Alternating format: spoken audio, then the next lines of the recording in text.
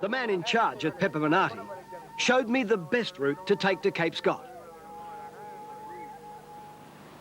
We took messages, tobacco and flour to this isolated settlement on the coast where the tide can rise and fall by up to or more than 7 metres. The sandbars go for kilometres, making a really ideal spot for our hovercraft.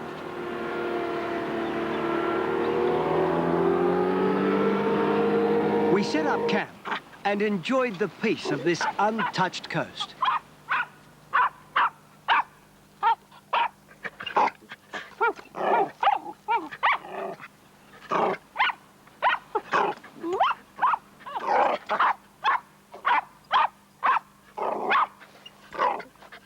He's a good boy, he's a good boy, he's a good boy. That evening, we were alone. Completely alone.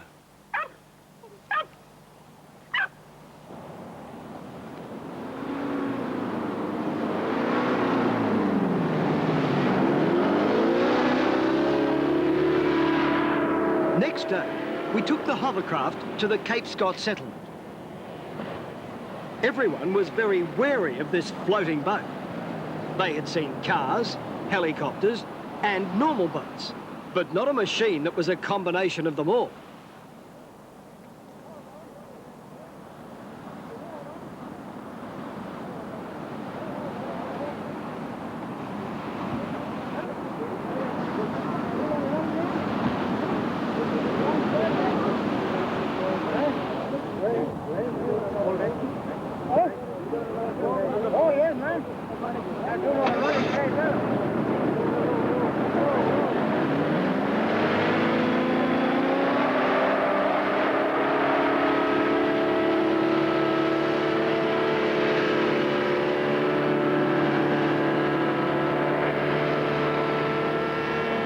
Finally, confidence was restored, and everybody from the youngest to the oldest wanted a ride.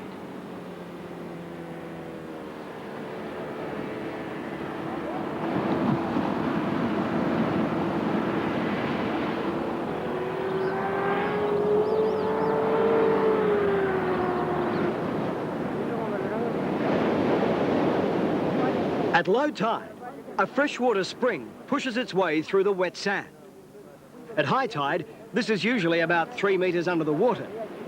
But now, the people can clear away the sandy mud, exposing the cool, fresh water which they use in their camp.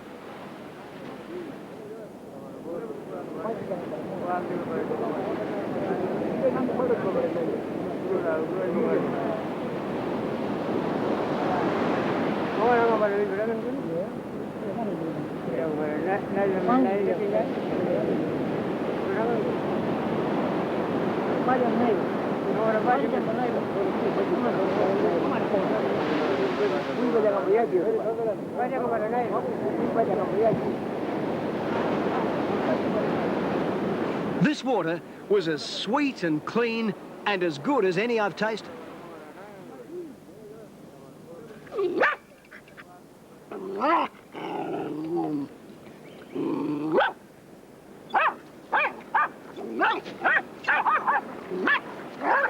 From out of the sand, the dogs found another distraction. Curious now, and gamer from their experience with the frilled neck lizard, they were not going to be put off by this tiny, weak little crab. The crab came as it went, back into the tidal sand.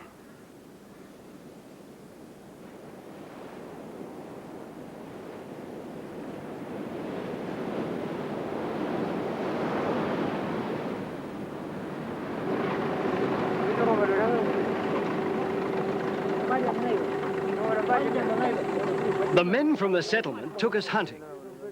We followed their boat up the estuary where they speared birds and fish for the evening meal.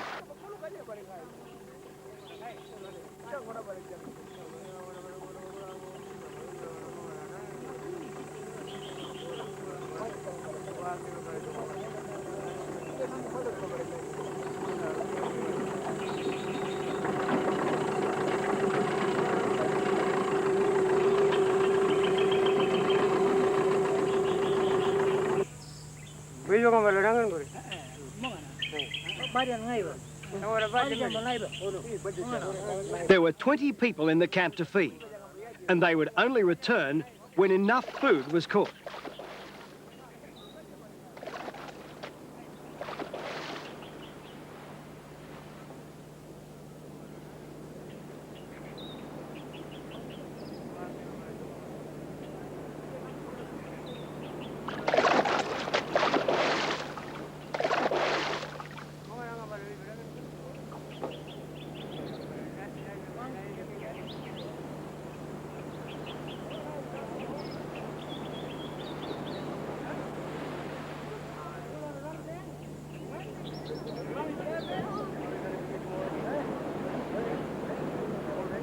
In the camp, the old folks made dilly bags and other craft items for trading. Life here is very hard, and there are no local stores or doctors to set broken bones.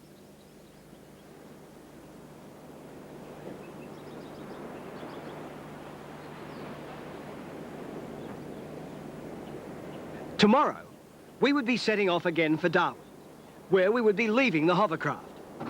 This would be our last chance to give the craft a final spin.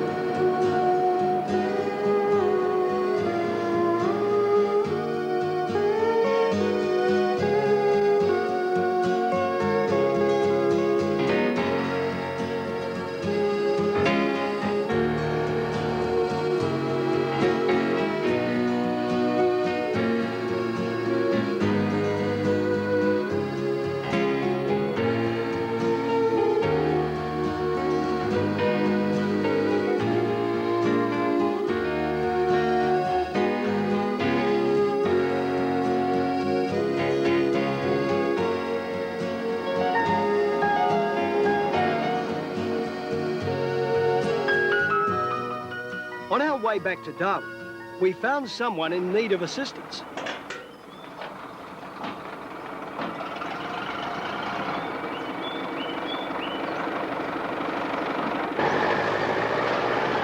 This front-end loader had been backed too close to the river's edge, and it had become stuck in the quicksand. The more it wriggled, the deeper it went.